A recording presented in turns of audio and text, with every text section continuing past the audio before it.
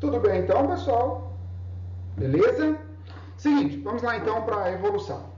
Primeira coisa, existiam duas linhagens de pensamentos para os seres vivos. Você tem uma linhagem que é o fixismo e outra que é o evolucionismo. Tudo bem? Só que é o seguinte, ninguém sai do nada e vai falando assim, a evolução aconteceu. Não, não é assim. Tudo isso veio de grandes estudos, de muitas coisas que foram sendo feitas, e então, com os estudos e as evidências que tinham até o momento, aí então começam a aparecer as teorias sobre a evolução. Então, quais são as evidências que nos comprovam que a evolução... Então acontece assim, a primeira evidência, claro, nós temos que ficar bem cientes, são os fósseis. Essa palavra fóssil, ela vem de fósseis, que significa tirado da terra. E o que vai ser fóssil? Fóssil, na verdade, é qualquer indício de presença de organismos que viveram em tempos remotos do planeta. Ou seja, qualquer indício. Aí acontece o seguinte, tem autores que consideram fósseis tudo aquilo que foi fossilizado antes de 11 mil anos atrás, que é quando surgem as espécies recentes da espécie humana. Perfeito? Então, agora o que acontece? Em relação aos fósseis, nós temos o seguinte, existem organismos fossilizados, no caso aqui, por exemplo, você tem um organismo, um peixe, por exemplo, aqui, né? Um peixinho, tá? Aí aqui você tem uma folha, ou seja, não é só animal que é fossilizado, é planta, é micro-organismo, é tudo aquilo que representou e ficou marcado lá nas rochas. Aí esses organismos podem ser fossilizados inteiros ou fragmentos desses organismos. Tudo bem? Aqui, por exemplo, você tem um mamute que tem aproximadamente 40 mil anos, que foi encontrado nas geleiras da Sibéria. Beleza? Se não estou enganado, é mais ou menos 40 mil anos. Tudo bem? Encontrados congelados. Perfeito? Aqui eu tenho vestígios fósseis, como é o caso das pegadas. Ó. Isso aqui é um vestígio fóssil. Tudo bem? Em relação a esse vestígio, na verdade, não é um ser que está ali ou que esteve ali, na verdade. O que acontece ali é que é um sinal de que um ser vivo esteve ali. Então, isso aqui é um vestígio, isso aqui é uma pegada. Inclusive, nós temos aqui uma cidade na Paraíba, não é? Existe uma cidade na Paraíba chamada Sousa, que lá tem uma região que, inclusive, chegou a ser chamada de O Vale dos Dinossauros.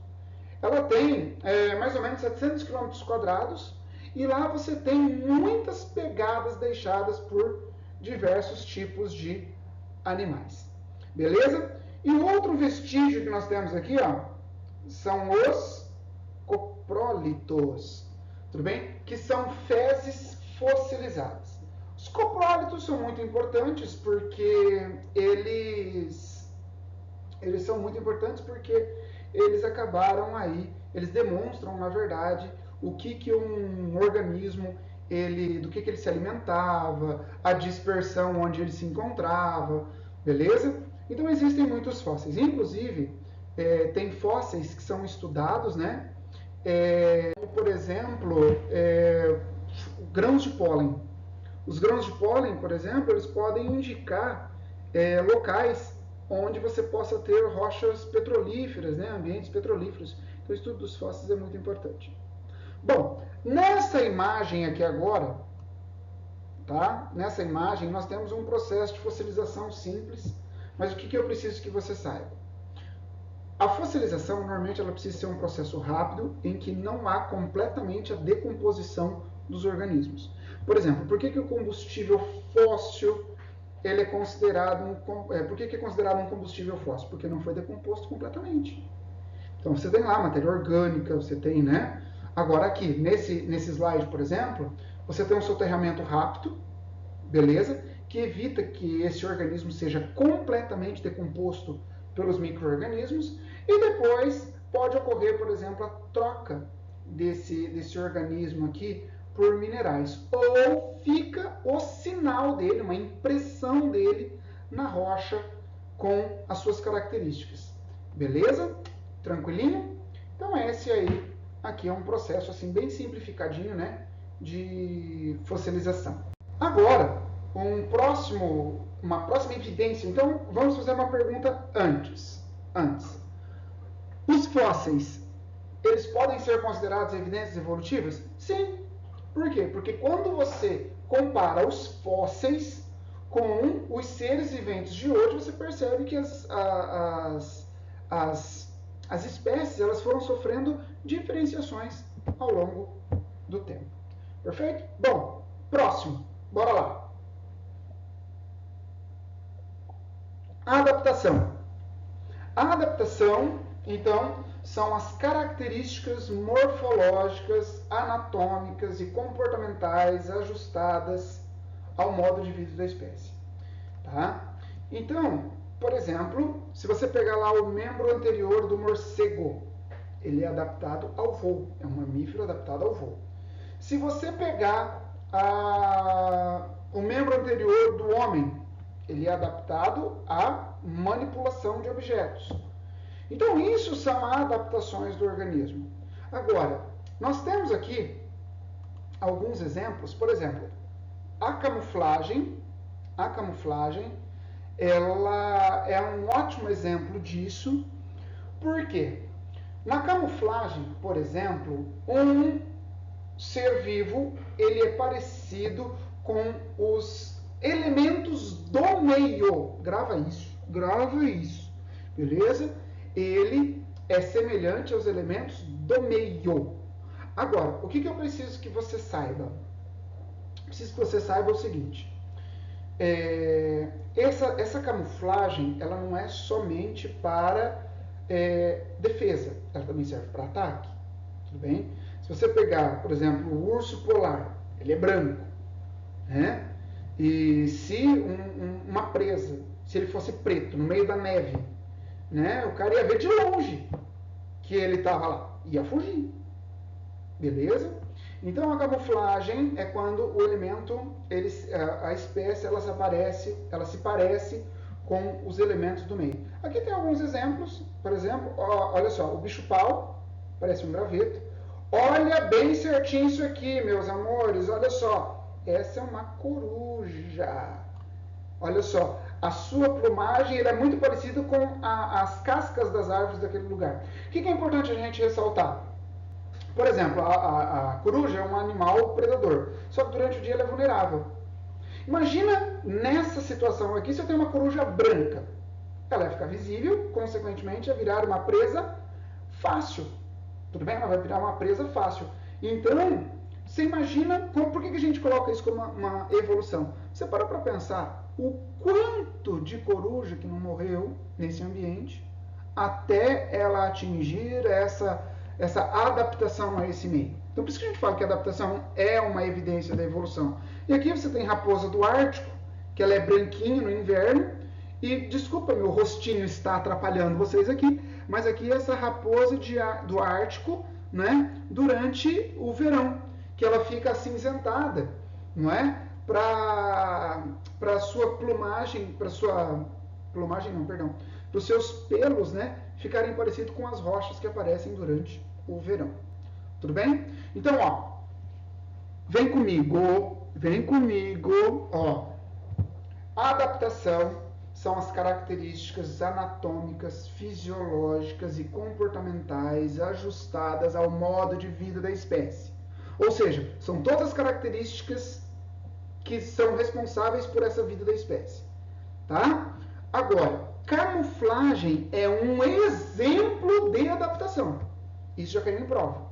Tudo bem? Então, ó, a camuflagem é um exemplo. Outro exemplo típico de adaptação, e aí cai pra caramba, para você que é do terceiro ano, isso aqui é muito importante, beleza? Isso aqui cai pra caramba mesmo em provas de vestibular, que é ao mimetismo. O mimetismo é quando uma espécie,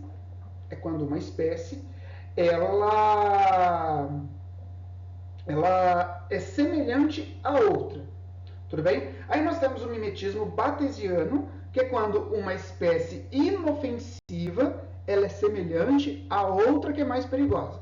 Aqui nós temos o exemplo da cobra coral falsa e a cobra coral verdadeira. Existem diferenças entre as duas espécies? Sim, mas o que mais caracteriza é que a coral verdadeira, ela apresenta os seus dentes na porção anterior da boca, portanto ela é uma proteróglifa, e a coral falsa, ela tem as suas presas na porção posterior da boca, que é classificada então como opistóglifa. Joia? Em relação às colorações, por exemplo, na falsa, você tem que o preto e o vermelho estão juntos. Tudo bem? E aqui, o preto e o vermelho, eles não se misturam. Ó, você tem uma faixa branca entre elas. Essa é uma das características. Se a gente tivesse aqui outra característica para mostrar ainda, é que esses anéis coloridos da cobra coral, tá? Ela envolve todo o corpo. Na coral falsa, a parte ventral dela é toda branca, ou seja, essa coloração ela não se aproxima, não circula todo o corpo do animal. Tudo bem? Beleza? Então tá. Bom, que é o seguinte. Vamos então para... Esse é o mimetismo batesiano. Ou seja, uma espécie inofensiva é semelhante a outra espécie que é perigosa ou impalatável. Impalatável quer dizer que é ruim de comer. Um outro exemplo aqui é a borboleta coruja. Porque a coruja, como ela é predadora, inclusive ela é predadora de alguns pássaros, e como pássaros predam algumas borboletas, tudo bem? Essa borboleta aqui, ela quando abre as suas asas, ela fica parecendo a face de uma coruja. Tá vendo? Fica parecendo a face de uma coruja. Então, essa estrutura aqui, ela ela se assemelha a uma coruja e assim o animal fica assustado e vai embora. Tudo bem? Agora, nós temos o mimetismo milleriano. No mimetismo milleriano, duas espécies diferentes, tá? Só que morfologicamente parecidas. Ó, aqui você tem a borboleta vice-rei e a borboleta monarca, tá? Então, são duas espécies diferentes, porém, as duas apresentam defesas. William, mas aí você podia se perguntar, né? Mas por que então? Qual é a vantagem das duas ter defesa? É o seguinte, vamos imaginar que um pássaro teve uma experiência ruim com essa borboleta vice-rei. Ele foi comer uma borboleta dessa e viu que o sabor dela é ruim e não comeu. Quando ele encontrar uma borboleta monarca, ele vai achar que é uma vice-rei. Apesar dela também ter suas defesas. Mas ele, por não gostar, por ter apresentado por ter tido uma experiência ruim com a borboleta vice-rei, esse cara aqui, ele não vai nem tentar lutar com a monarca. Então, qual foi a vantagem da borboleta monarca? Não precisou entrar em uma luta, ou não precisou, por exemplo, a população de borboletas monarcas não perdeu um de seus indivíduos para o pássaro, porque ele teve uma experiência ruim com a borboleta vice-rei. Tá bom? Beleza? Bom, então, a adaptação é uma evidência de evolução? Sim. Você tem que imaginar, por exemplo, quantas espécies não morreram até sobreviver àquela que é mais apta ao ambiente, como aconteceu com esses elementos que eu passei para vocês aqui. Então, para o próximo, embriologia comparada. Mores, é o seguinte, a embriologia comparada,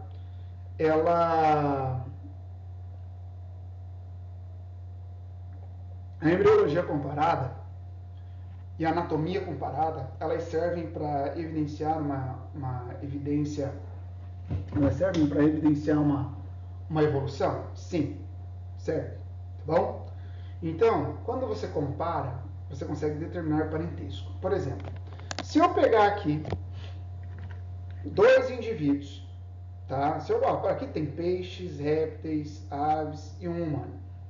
Se você pegar o embrião deles, todos eles têm fendas faringianas. Beleza? Todos eles têm fendas faringianas. Agora, o que eu gostaria que você ficasse bem esperto? Quanto mais jovem eu analisar os embriões de um determinado grupo, mais semelhantes eles serão. Mais semelhantes eles serão. Então, quanto mais jovem, mais semelhantes eles serão. Quer ver só a diferença? Olha só, por exemplo, se eu pegar aqui o embriãozinho do peixe. As fendas faringianas do peixe, quando ele vai passando pelo desenvolvimento, vai dar origem às fendas branquiais. Beleza? As fendas branquiais. Agora, se eu pegar, por exemplo, as fendas faringianas do humano, quando esse se tornar adulto, ele vai dar origem à tuba auditiva. Beleza? Ele dá origem à tuba auditiva. Então, são duas coisas totalmente, assim, tem a mesma origem, mas vai se diferenciar muito com o passar do tempo. De tempo embriológico, claro. E quando eu comparo também a anatomia, tá? Por exemplo, se eu pego aqui a mão do humano, eu pego a nadadeira peitoral do golfinho, pego a asa do morcego e peso, mais uma vez aqui na asa, meu rosto ficou aqui na frente, né? Mas todos eles, se eu pegar esse ossinho aqui, ó, todos eles têm o osso húmero. Tudo bem? Então, dá para eu comparar e ver que eles têm o mesmo. Anatomia comparada, por exemplo, nós temos umas coisas que é importante, alguns termos. Por exemplo, órgãos homólogos. O que são órgãos homólogos? São órgãos que apresentam a mesma origem embrionária, beleza? Aqui nós temos os diferentes mamíferos. Todos esses órgãos, eles têm a mesma origem embrionária, porém têm funções diferentes. Então, ó, olha para mim. Então, eles têm aqui, ó, por exemplo, ó, origens diferentes, tá? Ó, origens diferentes, mas eles vão apresentar eles têm aqui origens iguais, tudo bem? Ó, eles têm origem iguais, e essas origens iguais vão ter órgãos que têm funções diferentes. Então, se você pegar isso aqui, ó, ele vai fazer assim, eu tenho a mesma origem e funções diferentes. Esse ato de se distanciar aqui, isso é um ato de divergência. Então, é por isso que nós falamos que os órgãos homólogos são responsáveis por um processo chamado divergência evolutiva. Beleza? Assim como nós temos os órgãos homólogos, análogos, que são estruturas que têm funções diferentes, não é? Tem origens diferentes, mas tem uma mesma função. Por exemplo, a asa dos pássaros poderia ser a asa do morcego e a asa dos insetos. Tudo bem? Então aqui é um membro anterior modificado para o voo e aqui é um prolongamento do exoesqueleto adaptado ao voo. O que isso quer dizer? Quer dizer que as origens são diferentes, mas esses seres eles passaram por pressões ambientais semelhantes. Então quer dizer que, olha só, mais uma vez, agora eu tenho origens diferentes, beleza? Mas tem uma mesma função. Então esse ato aqui, ó, quer dizer que é um ato de convergência. Então nós falamos que os órgãos análogos são responsáveis pelo fenômeno da convergência evolutiva. Beleza? Tranquilo? Agora tem alguns exemplos típicos para vestibular. Pelo amor de Deus, se você estiver passando isso aí no seu caderno, coloca ponto de exclamação em convergência evolutiva, em divergência evolutiva, porque cai muito, muito, muito. Beleza? Então vamos aqui para alguns exemplos. Um exemplo que tem caído bastante nos vestibulares é a forma corporal do tubarão com a forma corporal do golfinho. Beleza? Então essas duas formas corporais, por exemplo, isso aqui é um peixe, aqui o tubarão é um peixe, perfeito, um condricte, e o golfinho é um mamífero. Então a origem, por exemplo, de suas nadadeiras são diferenciadas, beleza? E apesar de eles terem um corpo fusiforme. Tudo bem? Então isso aqui é uma ideia de origem de convergência evolutiva. Outro exemplo de convergência evolutiva também é a posição das narinas e os olhos, por exemplo, nos sapos, aqui nos jacarés e aqui no hipopótamo. Olha só, beleza? Isso daqui é um processo de adaptação o qual eles conseguem ficar apenas com essa parte fora da água. Então, apesar de ser estruturas que têm origens diferentes, elas apresentam uma mesma função. Beleza? Ótimo? Então tá. Vamos pro próximo. Agora, as estruturas ou órgãos vestigiais. Essas estruturas, elas são estruturas, como o próprio nome sugere, atrofiadas, ou seja, elas são pequenas e sem uma função aparente. Por exemplo, para nós aqui, vamos lá.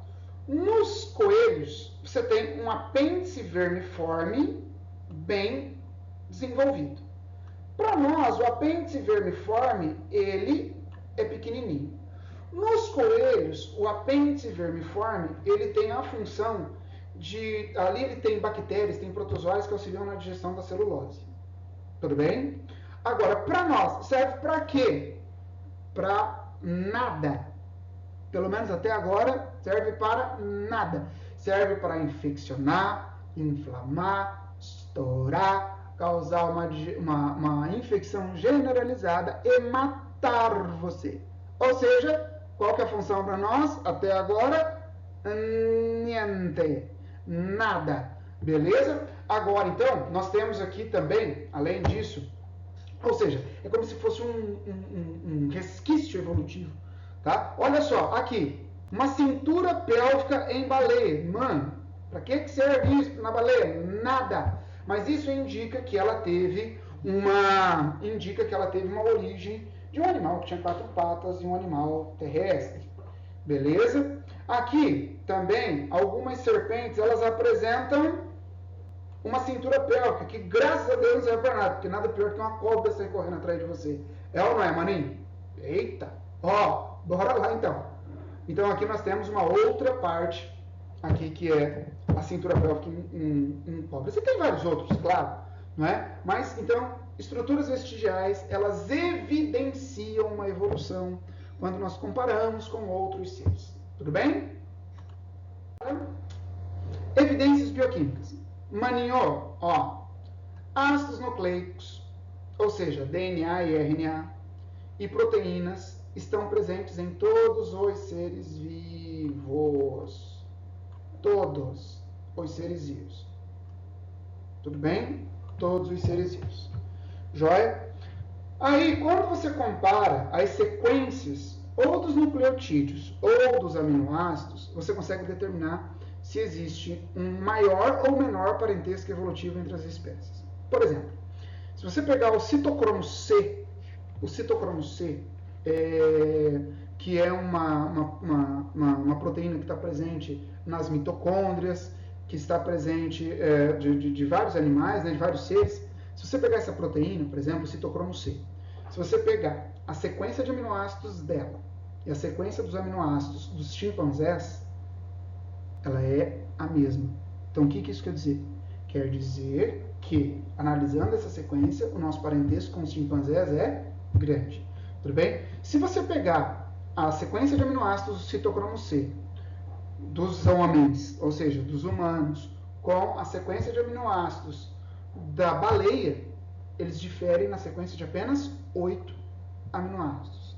Se você pegar com os das aves, 13 aminoácidos. Com os dos peixes, 20 aminoácidos. Ou seja, percebam, conforme vai aumentando essa diferença, vai aumentando também a distância evolutiva entre nós. Beleza? Tranquilo? Então assim nós vimos as evidências bioquímicas. Joinha? E assim então nós terminamos essa aula referente às evidências evolutivas. Beijo! Mua!